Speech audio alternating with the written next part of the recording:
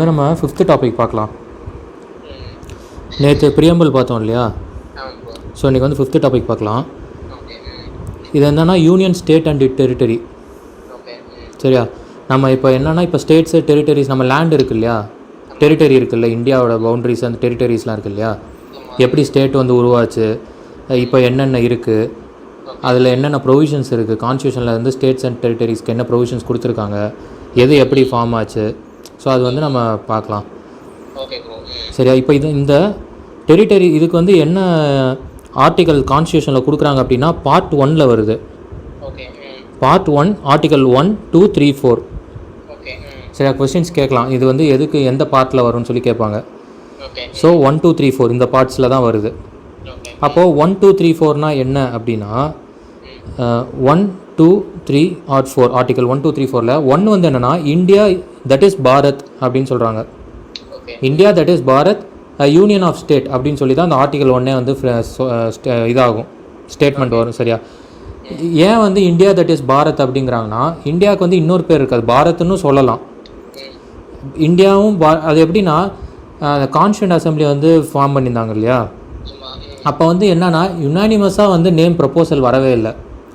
ஒரு சிலர் வந்து பாரத், ஏன்னா அது வந்து பழைய நேம், அது நம்ம அதுதான் இருக்கணும், பாரம்பரியமாக முன்னாடிலாம் சொல்லுது பாரத நாடுன்னு தானே சொல்லுவாங்க. ஸோ அப்போ அப்படி தான் இருக்கணும் அப்படின்னு சொல்லி ஒரு செக்ட் வந்து அப்படி சொல்லுவாங்க. இன்னொரு செக்ட் வந்து எப்படின்னா இல்லை மாடர்ன் நேமாக இந்த இந்தியான்றது தான் வரணும் அப்படின்னு சொல்லி அப்படியும் சொல்லுவாங்க. ஸோ அதனால் வந்து என்னென்னா இந்த இதனாலே என்னென்னா இந்தியா தட் இஸ் பாரத்னு வச்சிட்டாங்க. ஓகேவா? India that is Bharat. அதில் இன்னொன்று முக்கியமாக கவனிக்க வேண்டியதுன்னா இட்ஸ் யூனியன் ஆஃப் ஸ்டேட்ஸ் அப்படின்னு சொல்லியிருப்பாங்க. ஓகேவா? அது ரொம்ப கீவேர்டு, அது யூனியன் ஆஃப் ஸ்டேட்ஸ் அப்படிங்கிறது. சரியா? ஸோ இந்த 1, 2, 3, 4 ஆர்டிக்கல் வந்து நம்ம கீழே பார்க்கலாம், என்னன்ட்டு நெக்ஸ்ட் இதில் பார்க்கலாம். அதில் ஃபஸ்ட்டு வந்து நம்ம இந்த ஹிஸ்ட்ரியை முடிச்சிடலாம். எப்படின்னா அந்த எப்படி ஸ்டேட்ஸ் ஃபார்ம் ஆகுதுன்னு சொல்லி பார்த்துடலாம். அப்புறம் இந்த ஸ்டேட்ஸோட ப்ரொவிஷன்ஸ் அந்த ஆர்டிக்கல் பார்க்கலாம். அதில் 1947 இண்டிபெண்டன்ஸ் கிடைக்கும் போது அந்த இந்தியன் இண்டிபெண்டன்ஸ் ஆக்ட்லேயே என்ன சொல்லிட்டாங்க அப்படின்னா, இந்தியன் இண்டிபெண்டன்ஸ் ஆக்ட் வந்து 1947, அந்த ஆக்டே வந்து இந்தியன் இண்டிபெண்டன்ஸ் ஆக்ட் 1947. அது வந்து எங்கன்னா பிரிட்டிஷ் பார்லிமெண்ட்டில் பாஸ் பண்ணியிருப்பாங்க. நம்ம அதை ஆல்ரெடி வந்து நம்ம வந்து இதில் படிச்சிருப்போம், அந்த ஹிஸ்ட்ரி ஆஃப் த கான்ஸ்டியூஷனில் வந்து இண்டிபெண்டன்ஸ் ஆக்ட் 1947 வந்து ஜூலை 4ல் வந்து அங்கே பில் வந்து இன்ட்ரடியூஸ் பண்ணியிருப்பாங்க. அப்புறம் ஜூலை 18ல் அசென்ட் ஆகிருக்கும், ஆகஸ்ட் 15ல் தான் கேம் இன்டு ஃபோர்ஸ் ஆகிருக்கும். சரியா? இப்போது அந்த ஆக்டில் என்ன சொல்கிறாங்கன்னா வந்து ஒன்று இந்தியா கூட சேர்ந்துக்கலாம், இல்லை பாகிஸ்தான் கூட போய்க்கலாம், அப்படி இல்லைன்னா தனிப்பட்டே இருக்கலாம், தனிச்சு. அப்படி வந்து இருக்கிறதுல பிரின்ஸ்லி ஸ்டேட்ஸ் மொத்தம் 552 பிரின்ஸ்லி ஸ்டேட்ஸ் இருக்குது, 552. அதில் வந்து 549 வந்து கன்வின்ஸ் பண்ணி இந்தியா கூட சேர்த்துட்டாங்க. ஆனால் 3 இது ஆட் ஆகவே இல்லை. எதுனா வந்து ஜுனாகத், ஜம்மு அண்ட் காஷ்மீர், ஹைதராபாத். சரியா? இதில் இந்த ஜுனாகத்ன்றது எங்கே இருக்குன்னா குஜராத்தில் இருக்குது. இது வந்து பிளெபிசிட் அப்படின்றது மூலியமாக இந்த ஜுனாகத்தை வந்து நம்ம இதுக்குள்ளே கொண்டு வந்திருப்போம். இந்த பிளெபிசிட் அப்படின்னா என்னென்னா வேறு ஒன்றுமே இல்லை, ஓட்டிங் தான். மக்கள்கிட்ட வந்து எங்கே வந்து நீங்கள் இருக்கணும்னு விருப்பப்படுறீங்கன்னு சொல்லி ஓட்டிங் பண்ணி எடுக்கிறது தான் பிளெபிசிட்டு. இப்போது இன்னொரு வேர்டு இருக்குது ரெஃபரண்டம் சொல்லி. இந்த பிளெபிசிட்டும் ரெஃபரண்டமு இந்த பிளெபிசிட் ரெஃபரண்டம் வந்து சேம் தான். எப்படி ஒரு சின்ன ஸ்லைட் வேரியேஷன் என்னென்னா ரெஃபரண்டம் அப்படின்னா இப்போ வந்து உதாரணத்துக்கு வந்து இப்போ மக்கள்கிட்ட வந்து கான்ஸ்டியூஷனை அமெண்ட் பண்ணுறதுக்கோ இல்லை ரொம்ப முக்கியமான ஒரு விஷயத்துக்கு மக்களுடைய இது தேவைப்படுது அப்படின்னு நினச்சாங்க அப்படின்னா இந்த ரெஃபரண்டம் யூஸ் பண்ணுவாங்க. இதில் என்னென்னா இந்த ரெஃபரண்டமோட இது, அந்த ரெஃபரண்டமில் ஒரு ஓட்டிங் போட்டு அவுட்புட் வருது இல்லையா, அது வந்து கவர்மெண்ட்டு மஸ்ட்டு ஃபாலோ, கட்டாயமாக ஃபாலோ பண்ண வேண்டிய சூழல் உருவாகும். ஆனால் பிளெபிசிட்டுங்கிறது எப்படின்னா ஒரு இஷ்யூ இருக்கலாம், ஆனால் இருந்தால் கூட மக்கள் என்ன நினைக்கிறாங்க அப்படின்றது தெரிஞ்சுக்கிறதுக்கு. அப்போ வந்து இந்த பிளெபிசிட் யூஸ் பண்ணலாம். இது வந்து கவர்மெண்ட் வந்து அவங்க சொல்கிறது தான் ஃபாலோ பண்ணணுன்ற கட்டாயம் கிடையாது. சரி? ஆனால் பட் ரெஃபரண்டம் பார்த்தீங்கன்னா கம்பல்சரி வந்து அது வந்து இது பண்ணி ஆகணும். ஒரு இம்பார்ட்டன்ட் பப்ளிக் அஃபேர்ஸ் ரிலேட்டடாக ஏதாவது பாலிசிஸ் இருக்குது. இப்போ நம்ம கண்ட்ரியில் தான் இந்த மாதிரி வந்து அவ்வளோக்கா இதெல்லாம் ஃபாலோ பண்ணுறது கிடையாது. பட் சில கண்ட்ரீஸில் பார்த்தோன்னா இப்படிலாம் வந்து இன்னமும் ஸ்டில் இருக்குது ஒரு சில கண்ட்ரீஸில். சரி? அவங்க வந்து இந்த ரெஃபரண்டம் போட்டு கூட பண்ணுவாங்க. இந்த பிரெக்சிட்டை கூட அந்த மாதிரி மக்கள்கிட்ட வந்து ஒப்பீனியன்ஸ் கேட்டாங்க. சரி? அப்போது இது வந்து ஜுனாகத்தை அப்படி அக்செப்ட் இதாகிடுச்சு. ஓகேவா?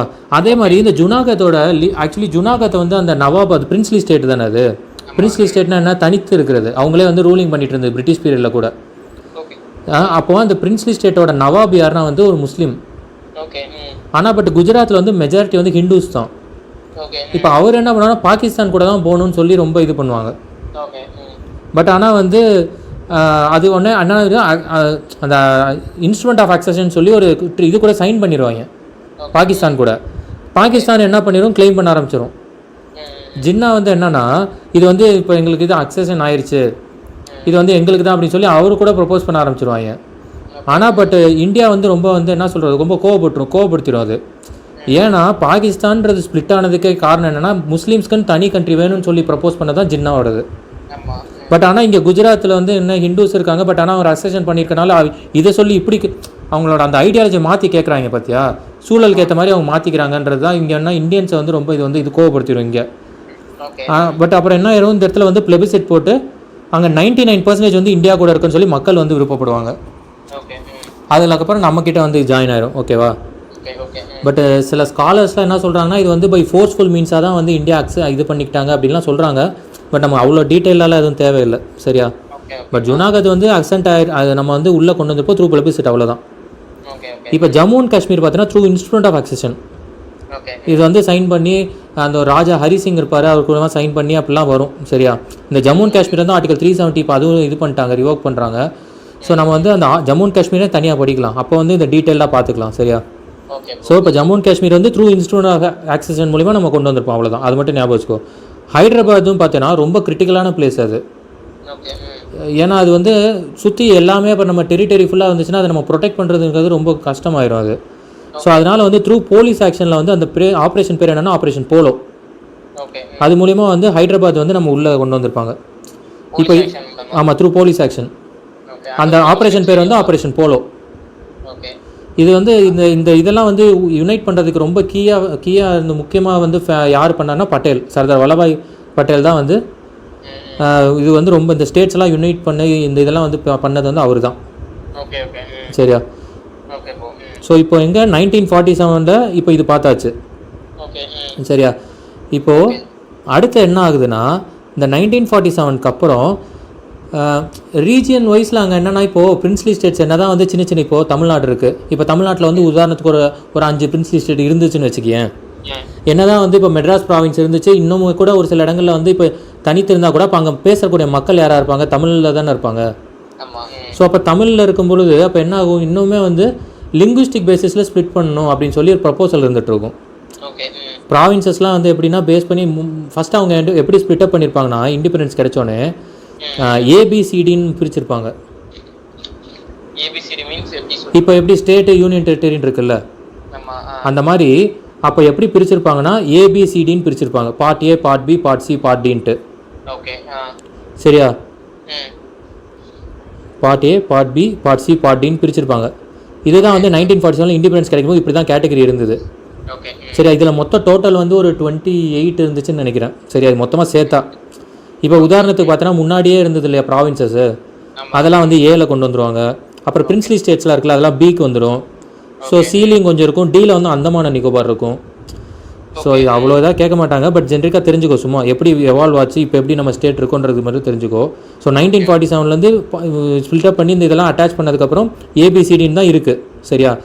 ஆனால் ஸ்டேட்டாவும் யூனிட் டெரிட்டரியாவும் இருக்கிறதுக்கு முன்னாடி இந்த part A, part B, part சின்றது என்ன திரும்பி சொல்ல என்னது, பிரின்ஸ்லி ஸ்டேட்ஸ் வந்து ஒரு ஸ்டேட்டாவோ இல்லைன்னா ஒரு யூனிட் டெரிட்டரியாவோ மாறுறதுக்கு முன்னாடி இப்போ இந்த மாதிரி இந்த ஒரு இதுல இருந்துச்சா?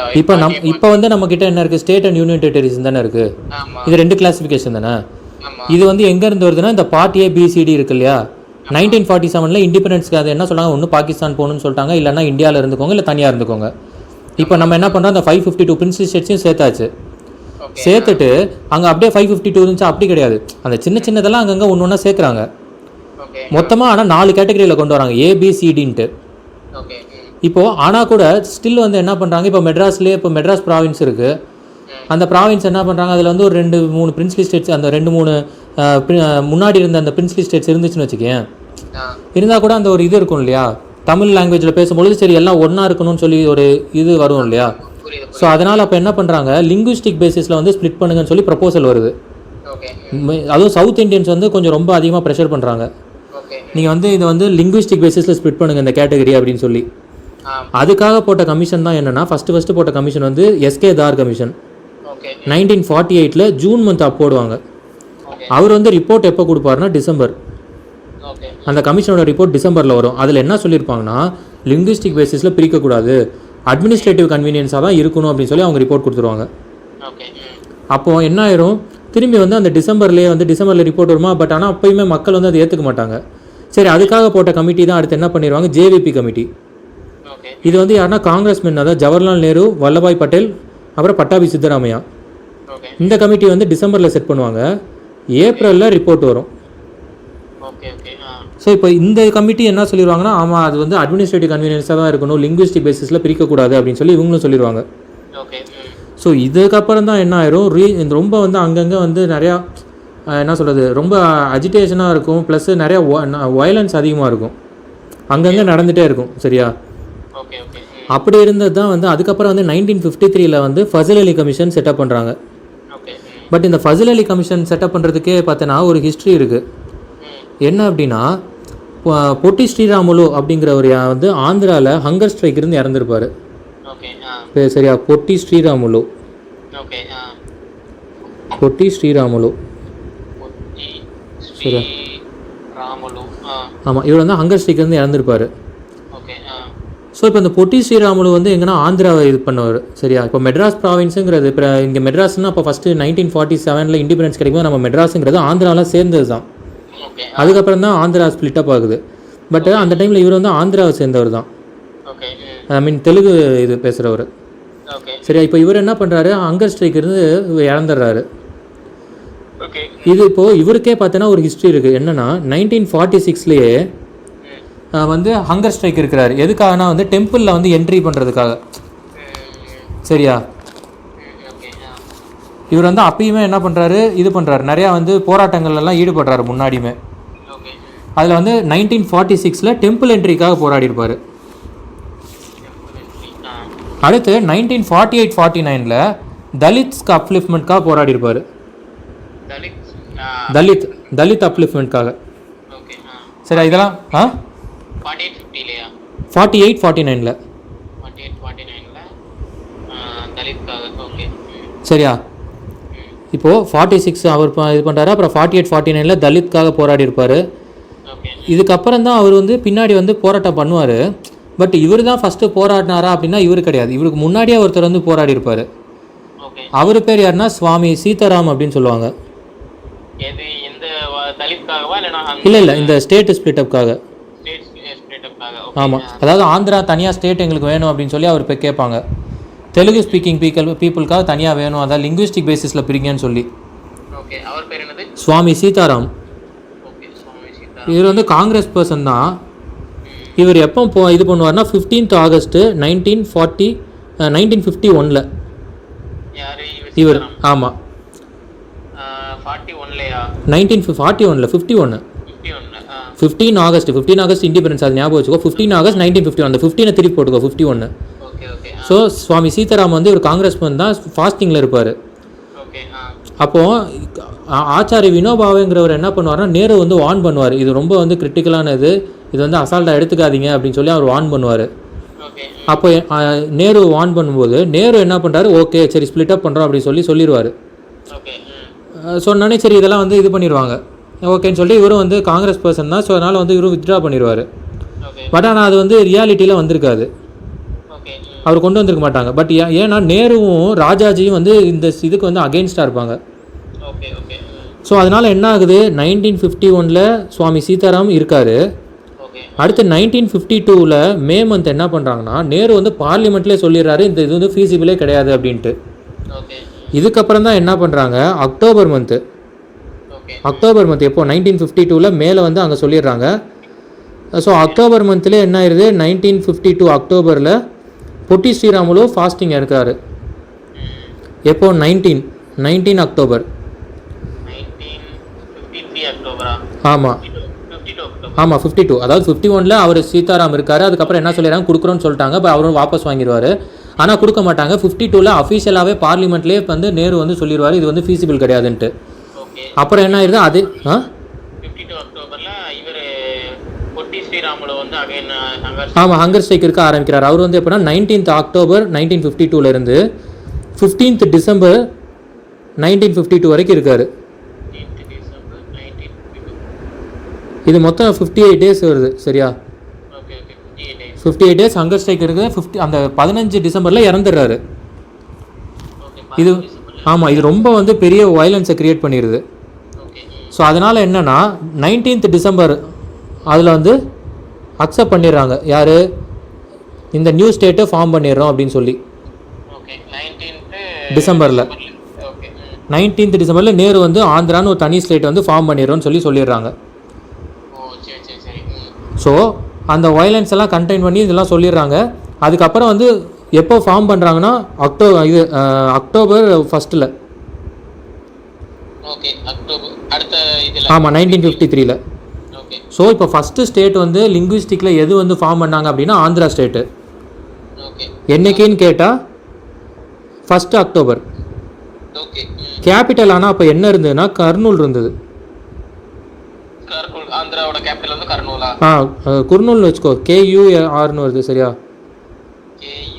RNOOL குர்னூல். ஸோ இப்போ இது வந்து ஆந்திராவோட கேபிட்டலாக இது சொல்கிறாங்க. பட் அதுக்கப்புறம் என்ன, இந்த ஃபசல் அலி கமிஷன் வருது இல்லையா. ஸோ இதுக்கப்புறம் தான் இந்த 1953 போட்டோன்னே தான் லிங்குவிஸ்டிக் இப்போ இந்த ஸ்டேட் ஆந்திரா ஸ்பிளிட் ஆகிடுச்சா. ஸோ இப்போ மற்ற ஸ்டேட்லேருந்தும் நிறையா பேரை வந்து பார்த்தீங்கன்னா இந்த இதெல்லாம் ப்ரொபோசல் எங்களுக்கும் வேணும்னு சொல்லி கேட்குறாங்க. ஸோ அதுக்காக போட்ட கமிஷன் தான் வந்து என்னென்னா ஃபசல் அலி கமிஷன். இந்த ஃபசல் அலி கமிஷன் 1953 வர்றதுக்கு காரணம் என்னென்னா அந்த பொட்டி ஸ்ரீராமுலுவோட ஹங்கர் ஸ்ட்ரைக் இருந்து இறந்தது தான். அதுக்கப்புறம் அதுக்கு முன்னாடி வந்து சுவாமி சீதாராம் இருந்திருப்பார். அதுக்கப்புறம் பொட்டி ஸ்ரீராமுலுவும் அதுக்கு முன்னாடி வந்து தலித் அப்ளிமெண்ட்டுக்காகவும் அப்புறம் டெம்பிள் என்ட்ரி மூவ்மெண்ட்ஸ்க்காகலாம் நிறையா வந்து இருந்திருப்பார். ஸோ இப்போ வந்து ஆந்திரா ஸ்டேட் வந்து ஸ்பிளிட் அப் ஆயிடுச்சு. First state to splitted based on the linguistic factor. So இப்போ இந்த ஃபசல் அலி கமிஷன் வந்து செட் பண்ணுறாங்க. இது வந்து 3 மெம்பர் பாடி. ஃபசல் அலி கமிஷன் மெம்பர் வந்து குன்ஸ்ரு, அடுத்து வந்து பனிக்கர் சரியா.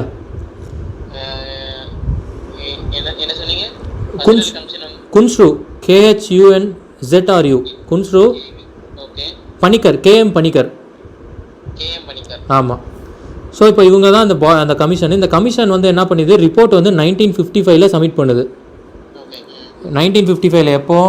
September month. ஸோ ரிப்போர்ட் வந்து சப்மிட் பண்ணிடுறாங்க. அவங்க வந்து அக்செப்ட் பண்ணிடுறாங்க லிங்குவிஸ்டிக் ஃபேக்டரை.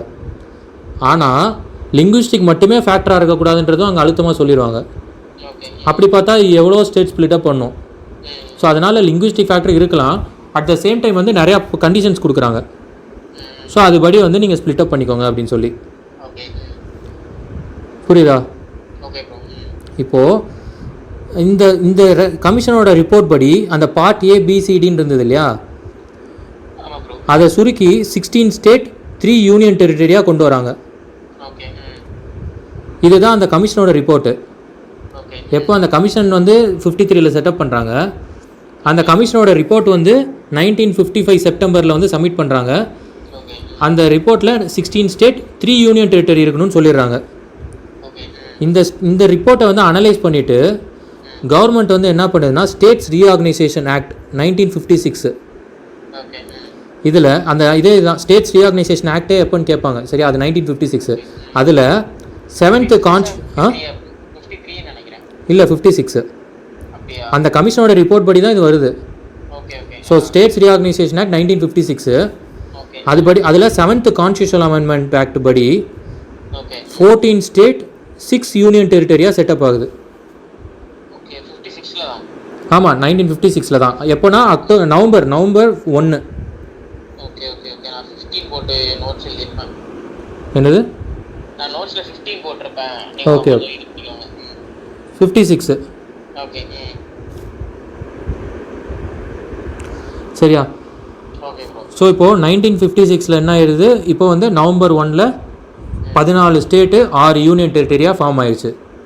அதுதான் இப்போ கரண்ட்டாக இப்போ நம்ம சொல்கிற ஸ்டேட் அண்ட் யூனியன் டெரிட்டரி இப்போ இங்கே தான் ஸ்டார்ட் ஆகுது சரியா. அப்போ ஆரம்பத்தில் எவ்வளோ இருந்திருக்கு? 14 ஸ்டேட்டு தான் சரியா. இப்போ வந்து அடுத்தடுத்த ஸ்டேட் என்னென்ன வந்துச்சு அப்படின்றதையும் பார்க்கலாம். இப்போது இந்த டைமில் பார்த்தேன்னா அந்த ஆந்திரா ஸ்டேட்டோட கேபிட்டல் ஹைதராபாத் தான் இங்கே மாறிடுது. இப்போ அந்த குர்னூல் வந்து மாற்றி ஹைதராபாத் தான் இந்த இடத்துல வந்து டிக்ளேர் பண்ணிடுறாங்க சரியா. இப்போ இதுதான் வந்து கமிஷன்ஸோட ஹிஸ்ட்ரி. இந்த ஸ்டேட்டெல்லாம் ஸ்ப்ளிட் அப் பண்ணுறதுக்காக போட்ட கமிஷனோட ஹிஸ்ட்ரி பார்த்தோன்னா இதுதான். அப்புறம் வந்து 2016 படி 29 ஸ்டேட்டு 7 யூனியன் டெரிட்டரி இருந்திருக்கு. ஏன் 29 ஸ்டேட் அப்படின்னா தெலுங்கானா வந்து 2014 ஜூன் 2 ஆட் ஆகிருக்கும். தெலுங்கானா வந்து ஆந்திராவிலேருந்து ஸ்ப்ளிட் ஆகி பார்க்குறது எப்போன்னா இப்போ அதை கேட்பாங்க தெலுங்கானா டேனா என்றைக்குன்னா ஜூன் 2. ஏன்னா ஜூன் 2 தான் அது ஃபார்ம் பண்ணியிருப்பாங்க. எப்போ 2014. சரியா? ஸோ அப்போ வந்து எத்தனை 29 ஆயிடுது. அதுக்கப்புறம் தான் இப்போ கரண்ட்டாக என்ன ஆயிடுது, இப்போ ஜம்மு அண்ட் காஷ்மீரை மாற்றிட்டாங்க இல்லையா? ஸோ ஒரு ஸ்டேட்டை வந்து கம்மி பண்ணிட்டாங்க. அப்படிங்கும்போது 28 ஆயிடுது. அந்த ஸ்டேட்டை வந்து 2ஆக பிரித்து யூனியன் டெரிட்டரி ஆகிட்டாங்க. ஸோ இப்போ 7 இருந்தது 9 யூனியன் டெரிட்டரி ஆயிடுச்சு. சரியா? ஸோ அவ்வளோதான். இப்போ எத்தனை இருக்குது? 28 ஸ்டேட்டு 9 யூனியன் டெரிட்டரிஸு. புரியுதா? இப்போ அடுத்து என்ன ஆர்டிகல்ஸ் நம்ம சொன்னோம் இல்லையா? ஆர்டிகல் வந்து 1 2 3 4ன்ட்டு அதில் என்ன சொன்னோம்? அந்த ஆர்டிகல் 1 வந்து இந்தியா இஸ் பாரத், அதே union of state. India that is Bharat union of ஸ்டேட்ஸ்ன்னு சொல்கிறோம். இப்போ அதில் பாரத் ஏன் இந்தியா ஏன் சொன்னோன்னு சொல்லியாச்சு. சரியா? இப்போது யூனியன் ஆஃப் ஸ்டேட்ஸ்ன்னு சொல்கிறோம். நம்மளோட இது வந்து பார்த்தோன்னா ஃபெடரல் ஸ்ட்ரக்சராக இருந்தால் கூட நம்ம வந்து இந்தியன் ஃபெடரேஷனை வந்து என்னன்னு சொல்கிறோன்னா நம்ம வந்து அது யூனியன் ஆஃப் ஸ்டேட்ஸ்ன்னு தான் சொல்கிறோம். ஏன் யூனியன் ஆஃப் ஸ்டேட்ஸ்ன்னு சொல்கிறோன்னா இதே அமெரிக்கன் ஃபெடரேஷன் பார்த்தேன்னு வச்சுக்கோ, அவங்க வந்து ஃபெடரல் அக்ரிமெண்ட் சைன் பண்ணியிருப்பாங்க. ஸ்டேட்ஸுக்கும் சென்டருக்கும் அக்ரிமெண்ட் சைன் ஆகிருக்கும். அவங்க வந்து எப்படின்னா ஸ்டேட்டை வந்து அவங்க வந்து ஆல்ட்ரு பண்ணணும், ஏதாவது பண்ணணும்னு நினச்சாலும் அவங்க ஸ்டேட்டோட பெர்மிஷன் இருந்தால் தான் சென்ட்ரால் பண்ண முடியும். ஸோ நம்மளது வந்து அப்படி கிடையாது. யூனியன் ஆஃப் ஸ்டேட்ஸு அதே மாதிரி எப்போ வேணாலும் சேஞ்ச் பண்ணிக்கலாம், எது வேணாலும். அது பார்லிமெண்ட்டுக்கு பவர் இருக்குது. ஸோ அதுதான் என்ன சொல்கிறாங்கன்னா indestructible union with destructible States. சரியா? ஸ்டேட் வந்து டிஸ்ட்ரக்டபிள் ஆகக்கூடியது தானே, அதனால் அப்படி சொல்கிறாங்க. சரியா? ஸோ இதுதான் வந்து ஆர்டிகல் 1 பொறுத்த வரைக்கும் இதுதான். அடுத்து ஆர்டிகல் 2 வந்து என்னென்னா அட்மிட் இன்டு இந்தியா. ஒரு புது ஸ்டேட்டே உள்ளே கொண்டு வரோம். அதாவது இப்போ உதாரணத்துக்கு வந்து இப்போ ஸ்ரீலங்காவை இந்தியா கூட கொண்டு வந்துடும்னு வச்சுக்க. இப்போ ஆர்டிகல் 2 ப்ரொவிஷன் மூலிமா கொண்டு வந்துடலாம். இப்போ ஆர்டிகல் 3னா என்னென்னா இப்போ தமிழ்நாடை வந்து இப்போ 2ஆக பிரிக்கணும்னு வச்சுக்கோ, இல்லை வந்து தமிழ்நாட்டோட பேரை மாற்றணும், இல்லை பவுண்ட்ரிஸை சேஞ்ச் பண்ணணும், இன்க்ரீஸ் பண்ணணும், டிக்ரீஸ் பண்ணணும். இப்போ இந்த மாதிரிலாம் இருந்தால் ஆர்டிகல் 3 மூலிமா பண்ணிடலாம். ஆனால் ஆர்டிகல் 3க்கு வந்து ஒரு கண்டிஷன் இருக்குது. என்ன அப்படின்னா பிரசிடெண்ட்டோட ப்ரையர் ரெக்கமெண்டேஷன் இருந்தால் மட்டும்தான் பார்லிமெண்ட் வந்து கொண்டு வருவாங்க. அப்போது பிரசிடெண்ட்டே அந்த ரெக்கமெண்டேஷனை வந்து ப்ரப்போஸ் பண்ணுறதுக்கு முன்னாடி அவர் என்ன பண்ணுவார்னா ஸ்டேட்டுக்கிட்ட பெர்மிஷன் கேட்பார். பெர்மிஷன்றதோட ஒப்பீனியன் கேட்பார் பிரசிடெண்ட்டு. இது வந்து ஸ்டேட் வந்து இப்படி நாங்கள் பண்ண போகிறோம், இப்படி பண்ணுறதுக்கு நீங்கள் என்ன சொல்கிறீங்க அப்படின்னு சொல்லி கேட்பார். இப்போது ஸ்டேட் வந்து என்ன பண்ணும், அவங்க வந்து ஒரு சொல்லுவாங்க ஓகே இல்லை வேணாம் ஏதாவது சொல்லுவாங்க. அவங்க ஓகே சொன்னாலும் ஓகே சொல்லாட்டியும் பிரசிடெண்ட் வந்து அது கோ ஹெட் கொடுத்துட்டாருன்னா பார்லிமெண்ட்டை சேஞ்ச் பண்ணிடுவாங்க. சரியா? பட் ரியாலிட்டி எப்படி இருக்குன்னா பார்லிமெண்ட் அந்த சென்ட்ரல் கவர்மெண்ட்டோட டிசிஷன் தான். அதை பிரசிடெண்ட் வந்து அவர் நேம் ப்ரப்போஸ் பண்ண மாதிரி ப்ரப்போஸ் பண்ணுவாங்க. ஓகேவா? ஸோ மற்றபடி வந்து எல்லாமே சென்ட்ரல் கவர்மெண்ட்டோட டிசிஷன் தான் அது. ஸோ இப்போது அடுத்து என்ன ஆயிரும், அந்த ஸ்டேட் வந்து இப்போ கொடுத்தாலுமே கொடுக்காட்டியும் பாஸ் பண்ணிவிட்டு இது பண்ணிடுவாங்க பார்லிமெண்ட்டில். ஸோ இப்போ ஆர்டிகல் 4 வந்து என்ன சொல்லுதுன்னா இந்த 2ம் சரி 3யும் சரி சிம்பிள் மெஜாரிட்டியே போதும் அப்படின்னு சொல்கிறாங்க. இதுக்கு வந்து ஒரு கான்ஸ்டியூஷனல் அமெண்ட்மெண்ட் பண்ண தேவையில்லை, வெறும் சிம்பிள் மெஜாரிட்டி போட்டே நீங்கள் எந்த சேஞ்சஸ் வேணாலும் பண்ணிக்கோங்க அப்படிங்கிறாங்க. சரியா? இப்போது நம்ம என்ன பார்க்குறோம், இப்போ இந்தியாவுக்குள்ளே வந்து ஒரு ஸ்டேட் இப்போ நம்ம என்ன சொன்னோம் ஸ்ரீலங்காவை கொண்டு வந்துட்டோம். அப்புறம் என்ன பண்ணுறோம், உள்ளே இருக்க சேஞ்சஸை பார்த்தாச்சு. இப்போது தமிழ்நாடு இப்போ ஸ்ரீலங்கா கிட்ட கொடுக்குறோன்னு வச்சுக்க, அப்போ என்ன பண்ணுறது? தமிழ்நாடு ஸ்ரீலங்காட்ட கொடுக்கணும்னா அது நம்ம ஹையர் அத்தாரிட்டிக்கு சொல்கிறீங்களா? ஹையர் அத்தாரிட்டி அவங்க தூக்கி கொடுக்குற மாதிரி சொல்கிறீங்களா? இல்லை, இப்போது நம்ம தமிழ்நாடு இப்போ நம்ம என்னென்னா வெளியே இருந்தானே உள்ளே கொண்டு வந்தோம். இப்போ தமிழ்நாட்டே வந்து கொடுக்குறோன்னு வச்சுக்க, அதுக்கு தான் என்னன்னா 1960 இப்போ இங்கே என்ன சொல்கிறோம், டெரிட்டரி சேஞ்சஸ் உள்ளேருந்து வருது இதெல்லாமே சிம்பிள் மெஜாரிட்டி போதும்னு சொல்லிட்டாங்க. எந்த கான்ஸ்டியூஷன் அமெண்ட்மெண்ட்டும் தேவையில்லை, வெறும் சிம்பிள் மெஜாரிட்டி போட்டே நீங்கள் பண்ணிக்கோங்கன்ட்டாங்க. அப்போது உள்ளே இருக்கிற ஒரு தமிழ்நாட்டையும் வந்து வெளியே இருக்கிற ஸ்டேட்டுக்கு வந்து ஸ்ரீலங்காவுக்கு இப்போ வந்து உதாரணத்துக்கு கொடுத்துட்றாங்க ஒரு சிம்பிள் மெஜாரிட்டி போட்டு அப்படின்னா, அப்போ சென்ட்ரல் கவர்மெண்ட் மெஜாரிட்டி வந்துருச்சுனாலே அப்போ ரொம்ப ஈஸியாக போயிடும் இல்லையா? அப்போ என்ன பண்ணுறாங்க, சுப்ரீம் கோர்ட்டில் 1960 ஒரு கேஸ் வருது பெர்பரி யூனியன்ட்டு. அந்த பெர்பரி யூனியன் 1960 என்னன்னா, அது பெர்பரி யூனியன்கிறது ஒரு பகுதி எங்கன்னா வெஸ்ட் பெங்காலில். அதை வந்து பாகிஸ்தானுக்கு கொடுக்கலாமா அப்படி கொடுக்கறதுக்கான ஒரு இது. அப்போ வந்து அது வந்து சுப்ரீம் கோர்ட்டில் இஷ்யூ வருது. இந்த மாதிரி வந்து சொல்லவும் சுப்ரீம் கோர்ட் என்ன சொல்லிடுறாங்க, ஒரு இதை வந்து டெரிட்டரியை வந்து இன்னொரு இதுக்கு கொடுக்கணும் அப்படின்னா கான்ஸ்டியூஷனல் அமெண்ட்மெண்ட் ஆக்ட், கான்ஸ்டியூஷனில் வந்து அமெண்ட் பண்ணி அந்த ப்ரொசீஜர் இருக்கு இல்லையா, அது அந்த அமெண்ட்மெண்ட் பண்ணி தான் நீங்கள் கொடுக்கணும் அப்படின்றாங்க. ஏன்னா நம்ம ஆர்டிகல் 368 என்ன சொல்லுது, கான்ஸ்டியூஷனல் அமெண்ட்மெண்ட் எல்லாம் வந்து என்ன ப்ரொசீஜர்ஸ் இருக்குன்னு சொல்லி அந்த 368 கொடுத்துட்றாங்க. அப்போ அந்தபடி போகும்பொழுது ஒரு ஸ்ட்ரிக்ட் இது இருக்குன்னு சொல்லி மெஷர்ஸ் இருக்குன்றதுக்காக சொல்கிறது தான் அது.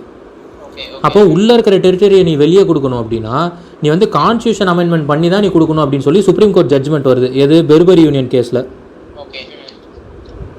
சரியா?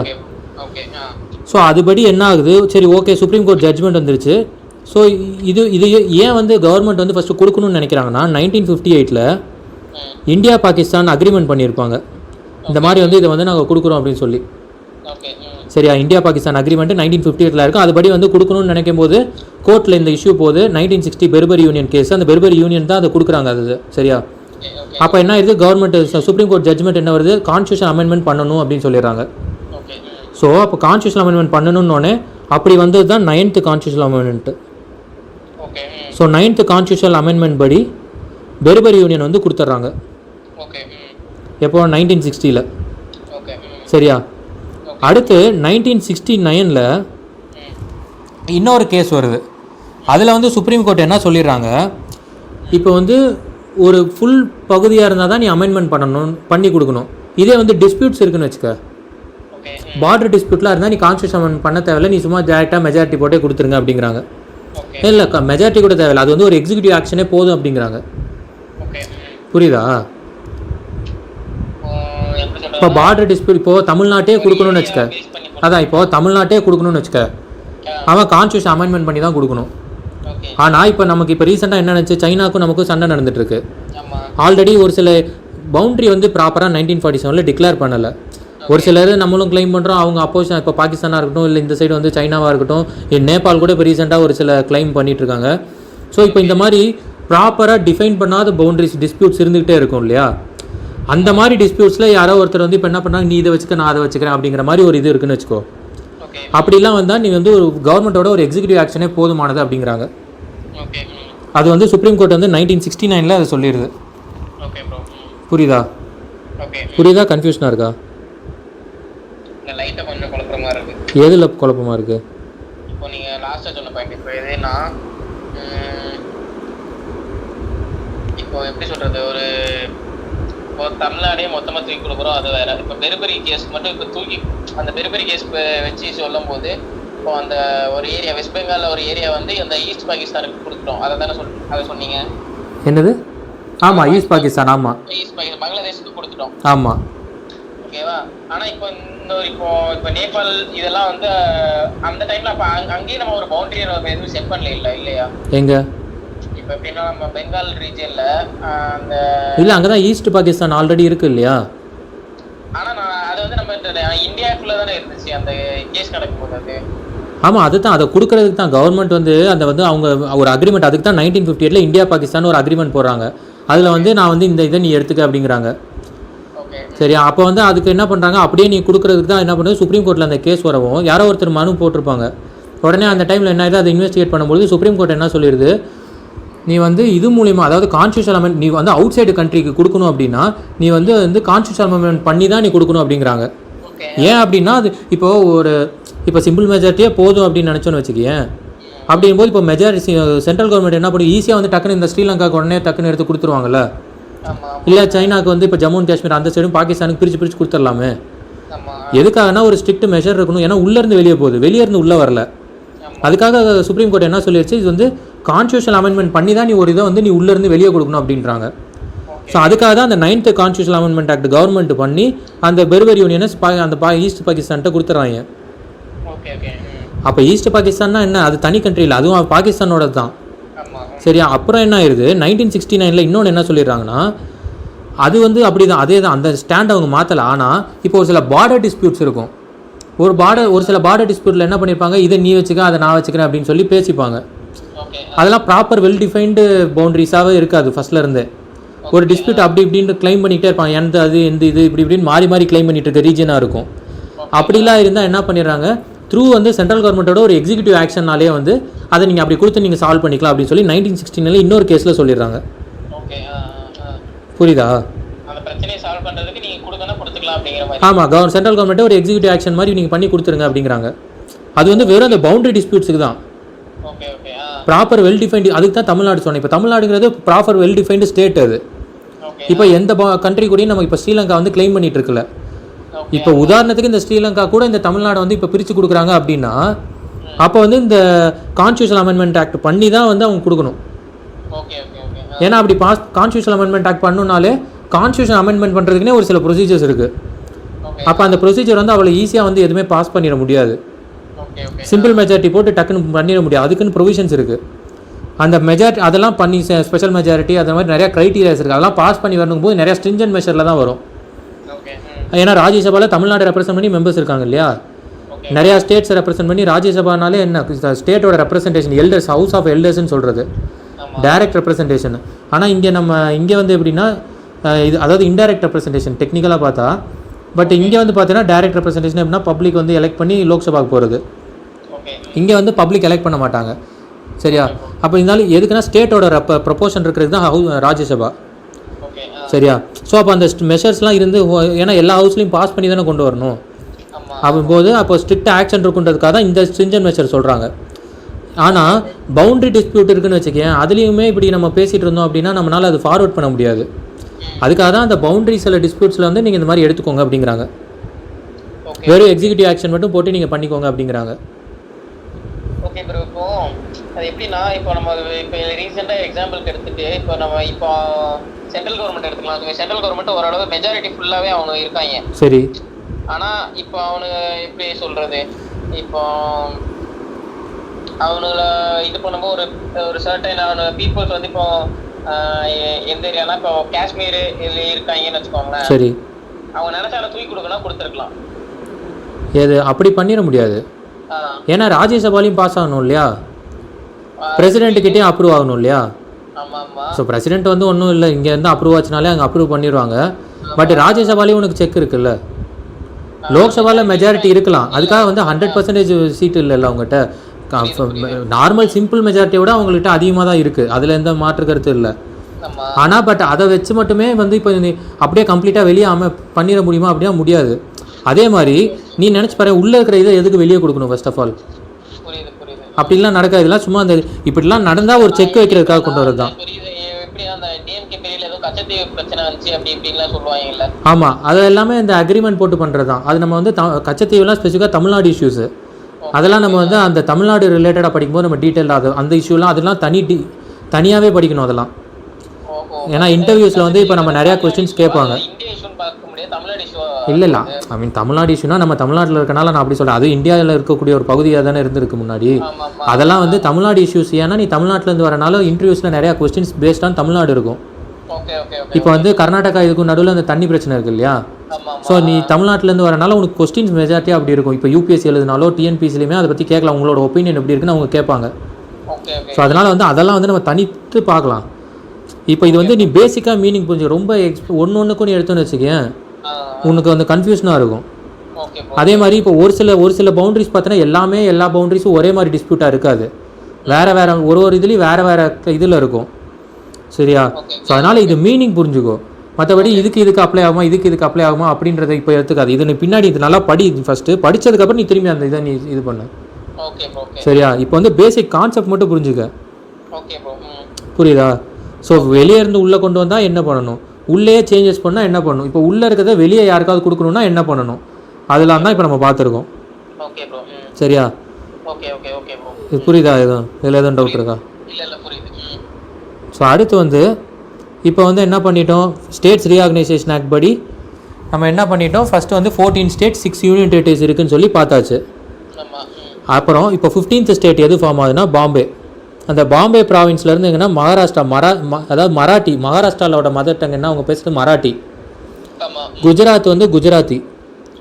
ஸோ அங்கே 15th ஸ்டேட்டாக குஜராத் ஃபார்ம் ஆகுது. எப்போது 1960. சரி, அந்த பாம்பே ப்ராவின்ஸ் வந்து எப்படின்னா வந்து பிரியுது. எப்படி மெட்ராஸ்லேருந்து ஆந்திரா ஸ்பிளிட் ஆச்சு இல்லையா, அதுக்கப்புறம் மெட்ராஸ் வந்து எப்போ ரீநேம் ஆகுதுன்னா 1969 ரீநேம் ஆகும். சரியா? ஸோ இதுக்கப்புறம் வந்து அது வந்து விட்டுரு, அது அப்புறம் பார்த்துக்கலாம். பட் இது வந்து என்னென்னா இங்கே வந்து ஸ்ப்ளிட் அப் ஆகிட்டு இது மகாராஷ்டிரா குஜராத்னு மாறுது. ஓகே. ஸோ எப்போ 1960. ஆமா. அடுத்து வந்து இந்த தாதர நகரவேலி, டேமன் அண்ட் டையூ இதெல்லாம் இருக்கு இல்லையா, இந்த 3 பாயிண்ட் வந்து இந்த ஸ்டேட்ஸை நம்ம முடிச்சுட்டு அடுத்து பார்க்கலாம். ஃபஸ்ட்டு ஆர்டரை பார்த்தலாம். இப்போ 15th ஸ்டேட் முடிஞ்சிருச்சு, அடுத்து 16th ஸ்டேட்டு. இந்த 16th ஸ்டேட் நாகாலாண்டு. இந்த நாகாலாண்டு எங்கேருந்து ஸ்ப்ளிட் ஆகும்னா அசாம்லேருந்து தான் ஸ்ப்ளிட் ஆகும். சொல்லப்போனால் அசாம் வந்து ஒரு பெரிய இடம், அது டெரிட்டரி. சரி, அது வந்து அசாம்லேருந்து ஸ்ப்ளிட் அப் ஆகி 1962 1962 ஃபார்ம் ஆகிருக்கும். சரி, அதில் வந்து 63 எழுதியிருக்கு, அது 63 கிடையாது, 62. சரியா, 16th state. So 15th state Gujarat, 16th state வந்து நாகாலாண்டு, எங்கே இந்த அசாம்லேருந்து ஆயிருக்கும். ஸோ அடுத்து வந்து ரொம்ப முக்கியமானது வந்து இங்கே தான். இது வந்து 3 ஸ்டேட் வந்து ஸ்ப்ளிட் ஆகிருக்கும். அதாவது எப்படின்னா பஞ்சாப் ரீஜன் இருக்கு இல்லையா, ஸோ இந்த பஞ்சாப் ரீஜனில் வந்து என்னென்னா அதாவது ஹிந்தி ஸ்பீக்கிங்லாம் ஹரியானாவாகவும் பஞ்சாபி ஸ்பீக்கிங்லாம் பஞ்சாப்லேயும் இருக்கிற மாதிரி கொண்டு வராங்க. சரியா, இதில் ஏதாவது டவுட் இருக்கா? அதாவது ஹிந்தி ஸ்பீக்கிங் இப்போ எப்படி குஜராத் வந்து குஜராத்தியும் இதுவும் பிரிஞ்ச மாதிரி இப்போ மராட்டியும் இது ஸ்ப்ளிட் பண்ணாங்கல்ல, அந்த மாதிரி இங்கே வந்து எப்படின்னா இதாக பிரியுது, ஹரியானா பஞ்சாப். அதே மாதிரி சண்டிகர்னு இங்கே தான் யூனியன் டெரிட்டரியாக ஃபார்ம் ஆகுது. இது 2 ஸ்டேட்டு, இங்கே இது வந்து யூனியன் டெரிட்டரி. சரியா, இது எப்போ 1966. இது ஏன் ஸ்ப்ளிட் அப் ஆகிறதுக்கான காரணம் என்னென்னா, அந்த பஞ்சாபில் வந்து மாஸ்டர் தாரா சிங் அப்படின்னு சொல்லி ஒரு லீட்ரு, அகாலிடால் அப்படிங்கிற அந்த அசோசியேஷனோட லீடர் அவர். அந்த சீக்குக்காக அந்த சிக் பீப்புள் இருக்காங்க இல்லையா, அந்த சீக்கியர்கள் இருக்காங்க இல்லையா, அவங்களுக்குன்னு தனி இது வேணும் அப்படின்னு சொல்லி ஆரம்பிச்சிருப்பாங்க. ஸோ அதுக்கு போட்ட கமிஷன் தான் என்னென்னா ஷா கமிஷன். 1966 ஒரு ஷா கமிஷன் ஒன்று அப்பாயின்ட் பண்ணியிருப்பாங்க. அதில் வந்து என்ன சொல்லிடுறாங்க, பஞ்சாபி ஸ்பீக்கிங்லாம் பஞ்சாப்னும் ஹிந்தி ஸ்பீக்கிங்லாம் ஹரியானான்னு ஸ்ப்ளிட் அப் ஆயிடுது. இங்கே என்ன ஆயிடுது, யூனியன் டெரிட்டரி ஹிமாச்சல் பிரதேஷ் ஒன்று வருது. அந்த ரீஜனில் ஹில் ஏரியாஸ்லாம் இருக்கும், அதெல்லாம் வந்து ஹிமாச்சல் பிரதேஷாக வந்து அனௌன்ஸ் பண்ணிடுறாங்க யூனியன் டெரிட்டரியா.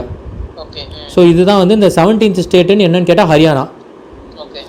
அடுத்து இந்த ஹிமாச்சல் பிரதேஷ் வந்து என்ன சொன்னோம், இப்போ யூனியன் டெரிட்டரின்னு பார்த்தோம் இல்லையா, அதை வந்து இப்போ 18th ஸ்டேட்டாக வந்து இது பண்ணிடுறாங்க. எப்போ 1971. So 1971 18th state Himachal Pradesh. அடுத்து வந்து 19, 20, 21, ஏன்னா இயர் காமன். ஸோ அப்படி ஞாபகம் வச்சுக்கோ. 1972 மணிப்பூர், திரிபுரா, மேகாலயா.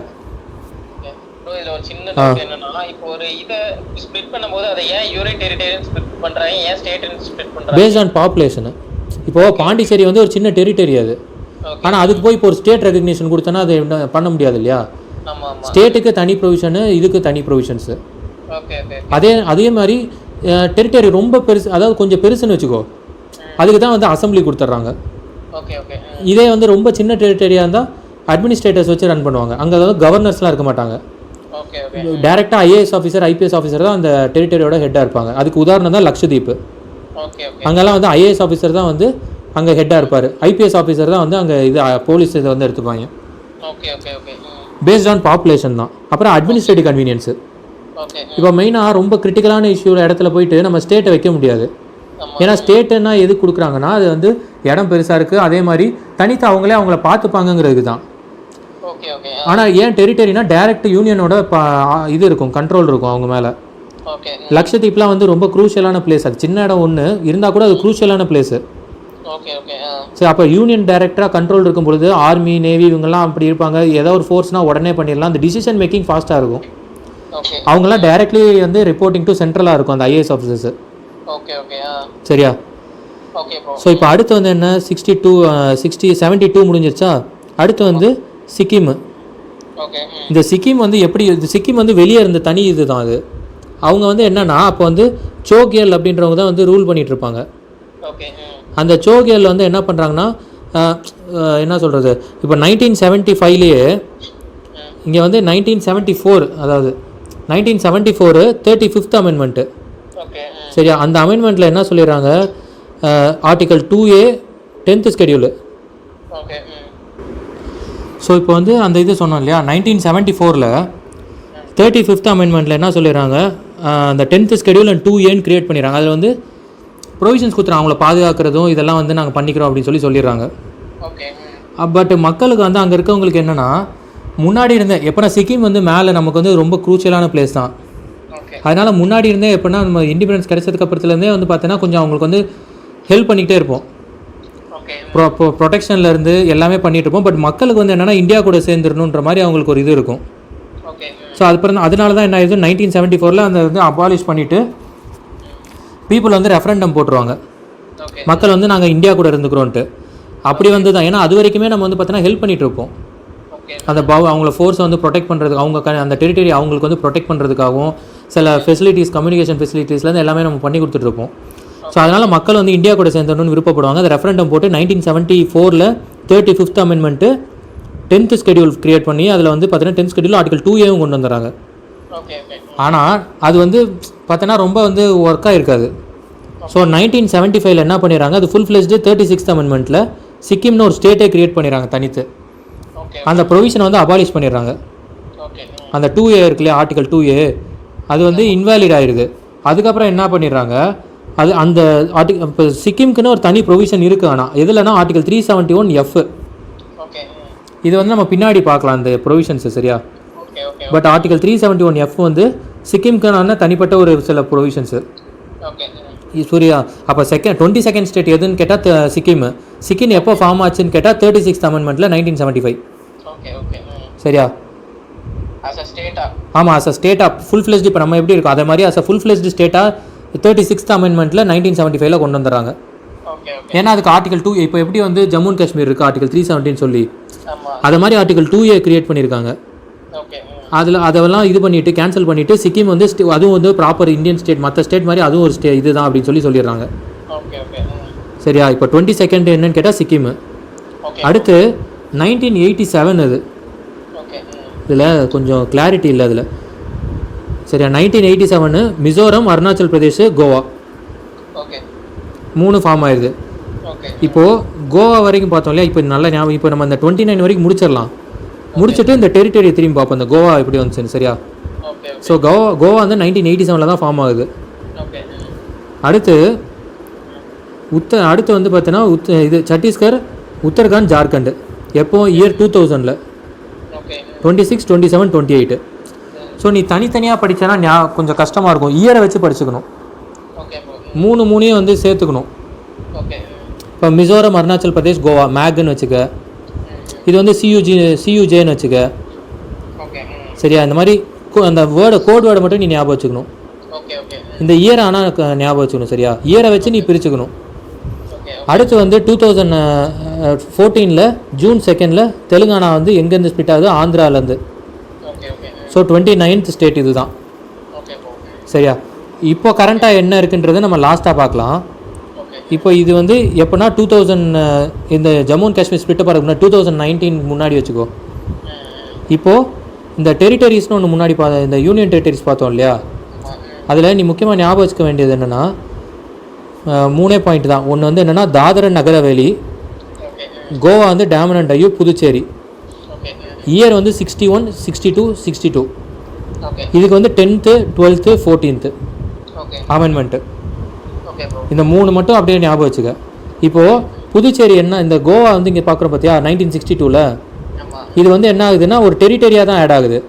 இந்த டாமன் அண்ட் டையூலேருந்து ஸ்ப்ளிட் அப் பண்ணி கோவாவை ஒரு ஃபுல் ஃப்ளெஜ்டு ஸ்டேட்டாக 1987 அனௌன்ஸ் பண்ணிடுறாங்க. அதாவது 1962 கோவா, டாமன் அண்ட் டையூன்னு ஒரு டெரிட்டரி தான் அது. அந்த டெரிட்டரியில் கோவா இப்போ இருக்கு இல்லையா, கரண்ட் கோவா, இதை வந்து ஸ்ப்ளிட் அப் பண்ணி 1987 ஃபுல் ஃப்ளெஜ் இது ஸ்டேட்டுன்னு சொல்லிடுறாங்க. இப்போ கோவா இஸ் அ ஸ்டேட்டு எப்போ இருந்து 1987 இருந்து. But before 1987 it is union territory. புரியுதா? ஸோ அதுதான். ஸோ இப்போ இதை பற்றி இது ரிலேட்டடாக நீ பார்க்கும்போது என்ன பண்ணிங்கன்னா 10th amendment, 12th amendment, 14th amendment, year 61, 62, 62. So இந்த ஆர்டர் மட்டும் ஞாபகம் வச்சுக்க, அவ்வளோதான். ஏதாவது டவுட் இருக்கா? ஸோ இப்போ அடுத்து என்ன, கீழே வந்து பார்த்தீங்கன்னா ரீநேம் பண்ணுறது. நம்ம சொன்னோம் இல்லையா, ஆர்டிகல் 3 போட்டு எதை வேணாலும் சேஞ்ச் பண்ணிக்கலாம்னு சொல்லி பார்த்தோம் இல்லையா. ஸோ 1950 யுனைடெட் ப்ராவின்ஸுங்கிறது வந்து உத்தரப்பிரதேஷாக மாறுது. நம்ம மெட்ராஸ் பார்த்தோம் இல்லையா 1969 தமிழ்நாடு. அதே மாதிரி நம்ம கேபிட்டல் வந்து மெட்ராஸ்ன்னு தான் இருந்தது. அது வந்து அதுவும் வந்து எப்போ மாறிச்சுன்னா இது அப்படியே மாற்றி போட்டுக்க, அவ்வளோதான். 69 மாற்றி போட்டுனா 96, அவ்வளோதான். 1996 தமிழ்நாடு மெட்ராஸ் வந்து சென்னையாக மாறிடுச்சு. இப்போது நார்த் இந்தியன்ஸில் போயிட்டு நீ சொன்னேன்னு வச்சுக்கேன், தமிழ்நாடுனா மദ്രാசி அப்படின்வாங்க. மദ്രാசின்னு சொல்கிறதுக்கு என்னென்னா, நம்ம வந்து மெட்ராஸ் ப்ராவின்ஸ்ன்றது தான் முன்ன ரொம்ப காலமாக இருந்தது இந்த ரீஜியனு. அதனாலே பார்த்தீங்கன்னா இப்போ அங்கெல்லாம் அந்த ரீஜனில் பார்த்தீங்கன்னா அந்த மദ്രാசினே சொல்லி பழகிருப்பாங்க. ஸோ அது நம்ம நார்த்லலாம் போயிட்டு சொன்னால் மദ്രാசி அப்படின்வாங்க. இந்த படத்தில் கூட சொல்லியிருப்பான் பார்த்தியா, மெர்சலில் மദ്രാசி அப்படின்னா இல்லை மதுரவாசி அப்படின்வாங்க இல்லை. ஸோ அந்த மாதிரி மദ്രാசின்றது நார்த் இந்தியன்ஸ் பொதுவாக சொல்கிறது. பட் எதனால் அப்படி சொல்கிறாங்கன்னா, பிகாஸ் ஆஃப் மெட்ராஸ் ப்ராவின்ஸ்ன்றது தான் ரொம்ப காலமாக இருந்தது. சரியா? அடுத்து மைசூர் வந்து கர்நாடகாவா 1973 மாறுது. இதுவுமே நீ எப்படின்னா இயர் வைஸ் நீ ஞாபகம் வச்சுக்கணும். இப்போ லாஸ்ட்டில் லக்ஷதீப் எழுதியிருக்கு பாரு. சரியா? இதுவுமே லக்ஷதீப்னு எப்போ உருவாகுதுன்னா 1973. ஸோ இயர் வைஸ் பார்க்கும்போது நமக்கு கொஞ்சம் ஈஸியாக ஞாபகம் வச்சுக்கலாம். நீ ஆர்டரை மாற்றி படிச்சோன்னு வச்சுக்கேன், நம்மளால் ரீகால் பண்ணுறது கொஞ்சம் சிரமமாக இருக்கும். ஸோ இயர் வைஸ் எதை படித்தாலுமே நீ குரோனாலஜிக்கல் ஆர்டராக படிக்கணும். இதுதான் ரொம்ப முக்கியமானது. என்னென்னா யூனியன் டெரிட்டரி டெல்லி, இது வந்து என்னன்னு மாறுதுன்னா national capital union territory of டெல்லின்னு சொல்லி 1992 வருது.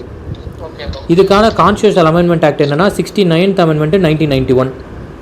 இது ரொம்ப இம்பார்ட்டன்ட். நிறையா கொஸ்டின்ஸ் இதுதான் கேட்பாங்க. மற்ற ரீநேம்ஸ் கூட கேட்க மாட்டாங்க. அதே மாதிரி நம்ம தமிழ்நாடுன்றனால இந்த மெட்ராஸ் பற்றி கேட்கலாம். பட் ஆனால் ஜென்ரிக்காக வர கொஸ்டின் இதுதான். நேஷனல் கேபிட்டல் டெரிட்டரி எந்த amendment? 69th amendment 91. Match the ஃபாலோயிங்கில் ஒரு 4 அமெண்ட்மெண்ட்டை கொடுத்து போட்டுருவாங்க.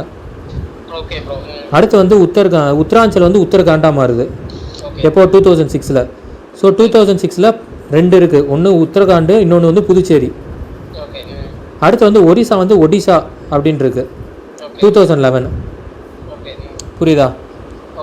வேறு இதில் எதுவும் டவுட் இருக்கா? இப்போ அடுத்து வந்து யூனியன் டெரிட்டரி பார்க்கலாம். இப்போ நம்ம என்ன பார்த்தோம்? 29 ஸ்டேட் பார்த்தாச்சு. இப்போ அந்த 29 ஸ்டேட்டில் ஃபஸ்ட்டு வந்து அதை வந்து சார்ட் அவுட் பண்ணிடலாம். இல்லை ஃபஸ்ட்டு இதை பார்த்துருவோம். என்னென்னா இப்போ 29 ஸ்டேட் இருக்கு இல்லையா, இதை படிக்கிறது வந்து எப்படின்னா, இப்போ நீ இந்தியா மேப் ஒன்று வரைஞ்சிட்டு, சரியா, இந்தியா மேப் வந்து ஒன்று போட்டுட்டு இப்போ வந்து இது மாதிரி பண்ணணும், பாயிண்ட் வச்சுக்கணும். இப்போது அது வந்து கொஞ்சம் ஈஸியாக இருக்கும் நமக்கு. சரியா? இப்போ வந்து என்னென்னா, ஒரு நிமிஷம்,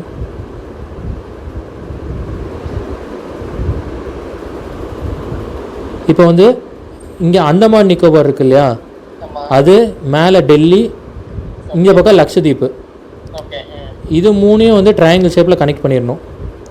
இந்த 3 எப்போ ஃபார்ம் ஆச்சுன்னா 1956 அந்த இது வந்துச்சு இல்லையா. ஆமாம், ஸ்டேட் ரீஆர்கனைசேஷன் ஆக்ட் வந்துச்சு இல்லையா. அப்போ வந்து எத்தனை சொன்னாங்க? 6 யூனியன் டெரிட்டரியில் இந்த 3 அதிலே வந்துடும். சரி, அதுக்கப்புறம் கூட நம்ம நடுவில் என்ன பார்த்தோம்? ஹிமாச்சல் பிரதேஷ், அது நடுவில் நிறையா வந்துட்டு போகும், அதெல்லாம் விட்டுரு. இப்போ கரண்ட்டாக இருக்கிற இதோட ஹிஸ்ட்ரி மட்டும் பார்த்தா போதும். So Andaman and Nicobar 1956, Delhi Lakshadweep 1956. So இப்போ இது 3 முடிஞ்சிருச்சா? அடுத்து வந்து இந்த பக்கம் பாண்டிச்சேரி, மேலே வந்து சண்டிகர், இங்கே வந்து தாதர் நகரவெளி, டாமன் அண்ட் டையூ, இந்த இது. ஸோ இதை பொறுத்த வரைக்கும் எப்படி பார்க்கணும்னா நம்பரு 61, 62, 62. சரியா? புரியுதா? ஸோ இயர் வந்து 61, ஆமாம் 62.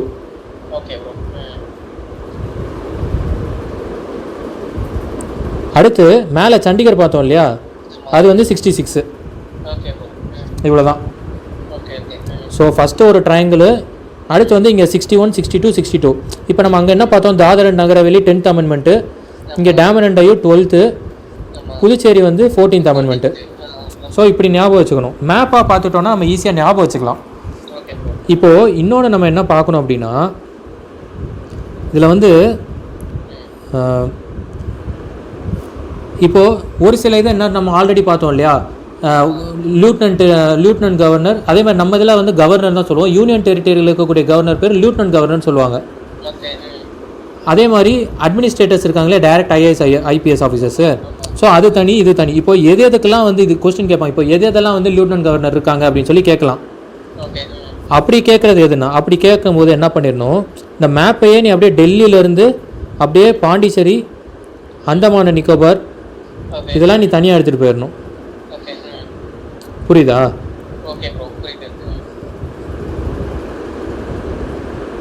அதே தான் இங்கே வந்து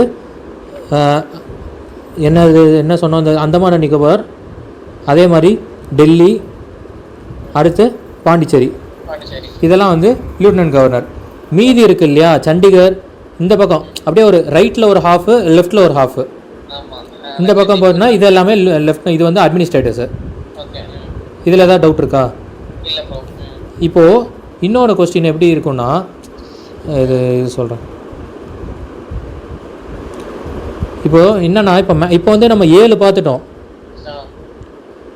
ஆனால் இப்போ நம்ம என்ன கரண்ட்டாக வந்து நம்ம இப்போ என்னென்னா 9 இருக்குது இல்லையா, ஜம்மு அண்ட் காஷ்மீரை ஆல்ட்ரு பண்ணிட்டாங்க. இப்போ அந்த ஜம்மு அண்ட் காஷ்மீர்னு ஒரு ஸ்டேட்டை ஸ்ப்ளிட் பண்ணி லடாக்கு ஜம்மு அண்ட் காஷ்மீர்னு 2ஆக பிரிச்சுட்டாங்க. இப்போ லடாக்கில் இது கிடையாது, அசம்பிளி கிடையாது. அது வந்து டைரெக்டாக வந்து ஐஏஎஸ் ஐபிஎஸ் வச்சு பண்ணிடுவாங்க. இதே வந்து ஜம்மு அண்ட் காஷ்மீரில் அசம்பிளி இருக்குது, எப்படி புதுச்சேரியில் இருக்க மாதிரி. சரியா? அதில் வந்து இப்போ லெஃப்டினன்ட் கவர்னர் யாருன்னா ஆர்கே மாத்தூர், அவர் ஜம்மு அண்ட் காஷ்மீரில். இதில் ஏதாவது டவுட் இருக்கா? இப்போது நம்ம என்ன பார்த்தோம்,